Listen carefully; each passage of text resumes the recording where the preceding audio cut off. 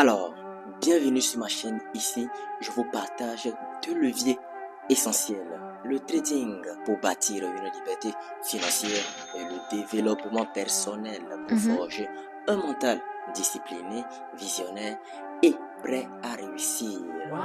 Attendez-vous donc à apprendre, à progresser et surtout à atteindre vos objectifs.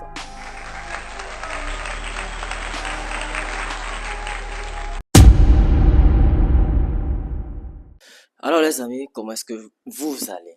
J'espère que vous allez très bien. Ça fait déjà une semaine que je n'ai pas publié de vidéo. Sinon, je suis là quand même, je vais très bien. J'espère que vous aussi, vous êtes très en forme. Voilà.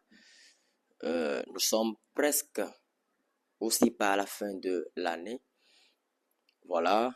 Tous ceux qui m'ont suivi jusqu'à maintenant, tous ceux qui ont suivi mes analyses techniques, tous ceux qui ont suivi, et même ceux qui n'ont pas suivi également, tous ceux qui ont suivi, bon, l'ensemble des choses que je fais sur ma chaîne YouTube, puisque nous sommes en train de mener deux luttes.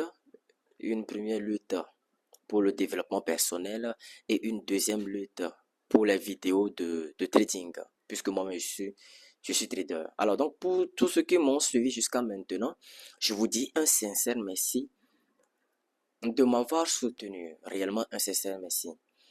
Et je crois fermement que la manière dont nous avons travaillé tous ensemble durant cette année 2025, nous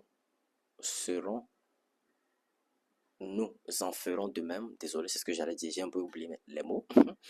Nous en ferons de même dans la nouvelle année qui s'annonce déjà très bien. Je parle en l'occurrence de l'année 2026. Alors, aujourd'hui, je vais vous partager une analyse sur le marché financier. Vous savez, c'est très important de partager cette analyse-là. Voilà, puisque c'est ce que je fais d'ailleurs, le trading et le développement personnel. Bon, bref.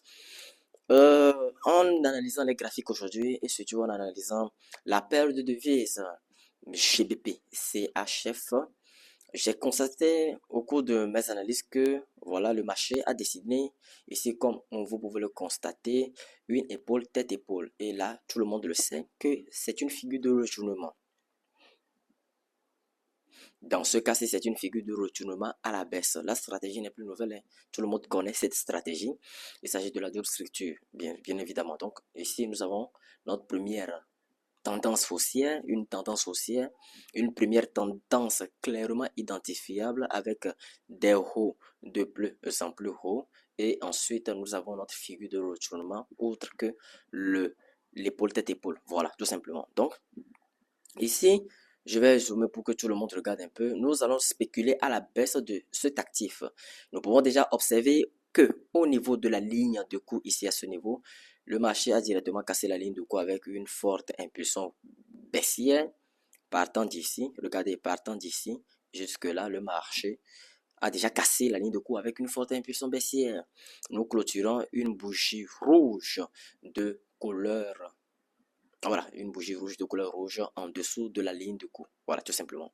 Donc, ce que moi, je vais vous conseiller, si vous voulez prendre cette spéculation, d'abord, je vais d'abord préciser que pour ceux qui sont de la première école, il n'y a pas de problème, vous pouvez prendre cette spéculation, puisque la première école, il s'agirait de prendre ce trade à la cassure et clôture de bougie.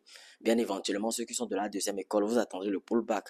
Mais sur cette opportunité, ce que moi-même, je m'apprête à vous conseiller, que vous devez attendre un pullback, impérativement un pullback. Si vous n'avez pas de pullback, si vous n'avez pas de retracement de marché, plus une nouvelle confirmation de bougie rouge, vous annonçant clairement que les vendeurs sont maintenant encore prêts à faire chuter le prix vers la baisse, n'entrez pas dans cette spéculation. Puisque dans la plupart des cas, quand le marché fait ce genre d'impulsion baissière et casse directement et clôture une bougie en dessous de la ligne de coût, dans la plupart des cas, le marché a tendance à retracer fortement. Et quand je dis a tendance à retracer fortement, je vais clairement vous illustrer cet exemple. Regardez, le marché aura tendance à faire quelque chose comme ça, vous voyez, à retracer. Et si vous avez mis vos stop loss d'une manière très courte, voilà, vous en ressortirez les plumes cassées. Ça veut dire que vous allez encaisser un bon stop loss. Donc, ce qu'il faut attendre, c'est d'attendre un retracement de marché. Regardez d'abord, un retracement de marché comme ça, plus une nouvelle confirmation de bougie qui sera de couleur rouge. Voilà. Donc, nous aurons quelque chose comme ça. Et c'est ce que j'appelle le pullback. Avant de prendre cette spéculation. Voilà, tout simplement. Vous comprenez? Donc, bien sûr qu'il n'y a pas que cette forme de pullback, il y a d'autres formes de pullback. Cela, je l'enseigne dans ma formation de trading. Bon, bref, c'est un peu ça. Donc, pour cette spéculation, ici, regardez un peu avec moi, nous avons combien de zones dangereuses? Nous pouvons remarquer que dans l'historique du marché, le marché ici, cette zone ici, désolé, a servi en tant que support au marché, a servi de support au marché si vous constatez avec moi, vous voyez, ici en tant que support et ici également en tant que support. Nous revenons pour constater que le marché, à partir de là, avec cette énorme impulsion baissière, a finalement dessiné, euh, comment on appelle déjà cette figure, une épaule tête-épaule inversée, ce qui a fait retourner la petite tendance baissière pour nous donner maintenant une nouvelle tendance haussière à partir d'ici, comme ça, voilà. Donc c'est ce que j'ai marqué ici par ces trois flèches, une première flèche ici, une deuxième et une troisième. Très bien. Donc, autre, regardez, donc voilà, ici à ce niveau, voilà, c'est clair et net que c'est une zone dangereuse parce que les impacts sont vraiment assez impactants. Les impacts sont vraiment assez euh, colossaux, bien exorbitants. Donc, nous avons un premier impact, euh, un impact, deux impacts, trois, quatre, 5 6 7 bon, disons, nous avons plusieurs impacts, donc ce qui valide entièrement cette zone dangereuse. Et la deuxième zone dangereuse ici à ce niveau, je vais essayer de zoomer pour que tout le monde regarde. Voilà, la deuxième zone ici dangereuse, ici à ce niveau, ça serait la ligne de coup de cet ancien, ou bien de cette ancienne double creux. Regardez. Donc ça serait la ligne de coup de cette ancienne double creux.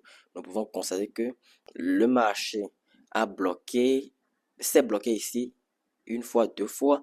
Donc ici aussi une fois. Donc outre cette zone est une zone est une zone susceptible de retournement. Outre, c'est une zone dangereuse puisque ça a servi en tant que de résistance au marché une première fois ici, une deuxième fois et une troisième fois. Et si nous revenons ici sur l'épaule droite, encore une première résistance ici à ce niveau. Donc clairement, il s'agit de la ligne de coup de l'ancien épaule tête épaule inversée. Voilà, tout simplement. Donc, ce n'est pas une zone anodine, c'est une zone à prendre en compte. Raison pour laquelle, pour cette opportunité de la livre sterling face au franc suisse, j'ai tracé deux zones dangereuses. Une première ici et une deuxième ici. Et bien sûr, un éventuel take profit ici. Voilà. La création du canal haussier. Voilà la création du canal haussier. Où ça, on peut dire sur la tête de l'ancienne épaule, tête-épaule inversée. Tout simplement.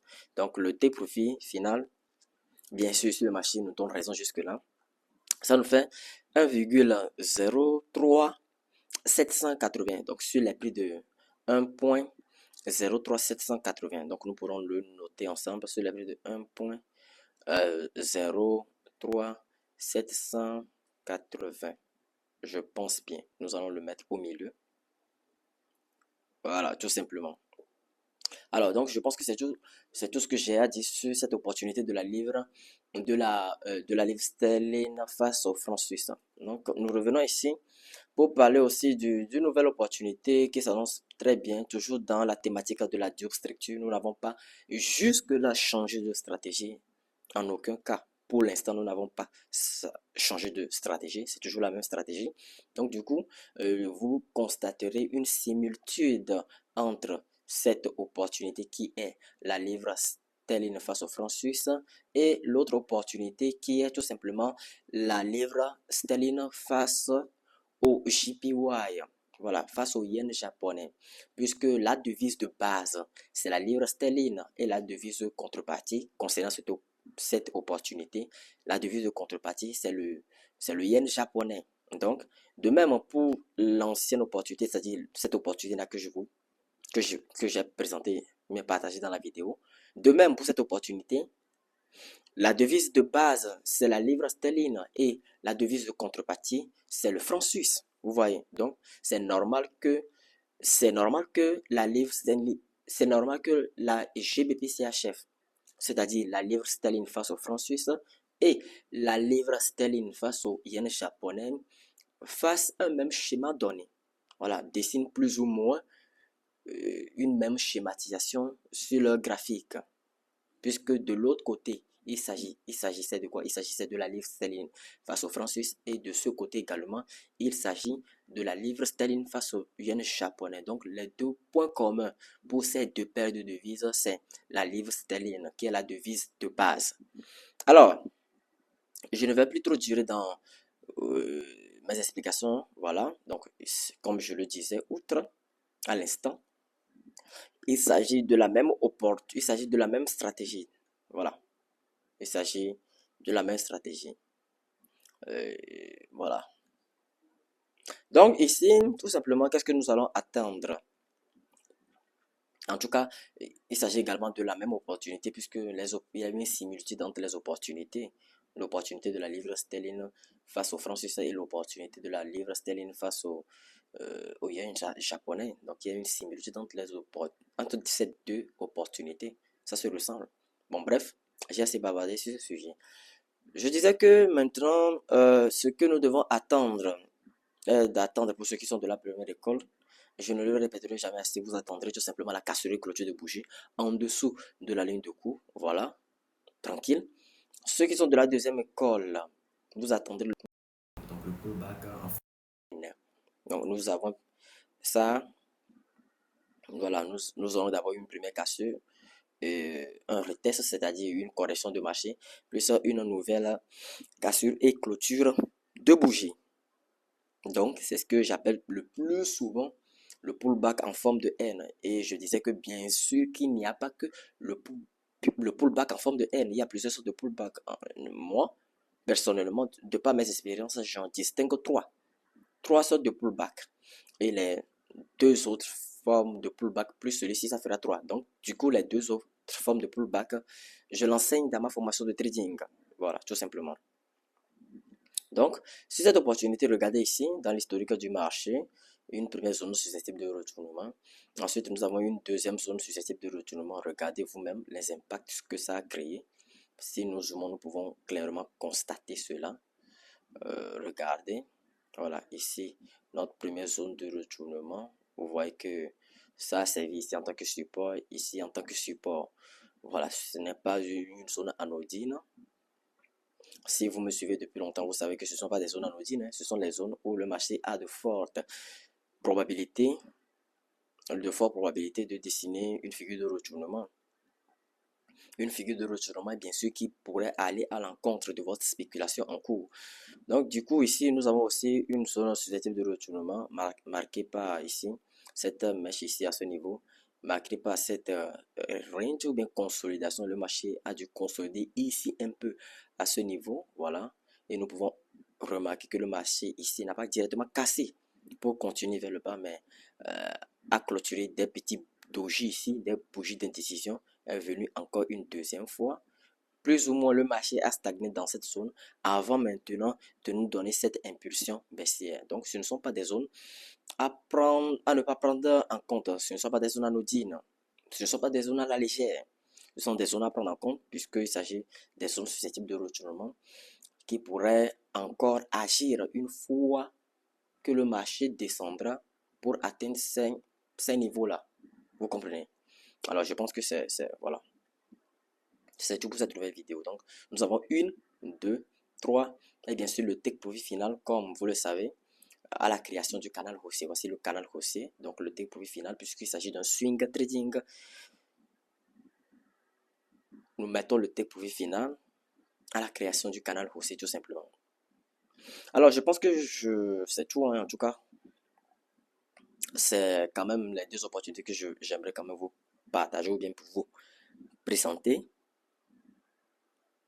Merci de m'avoir suivi jusqu'à la fin. Nous allons retrouver une prochaine fois dans une nouvelle vidéo. D'ici là, portez-vous bien.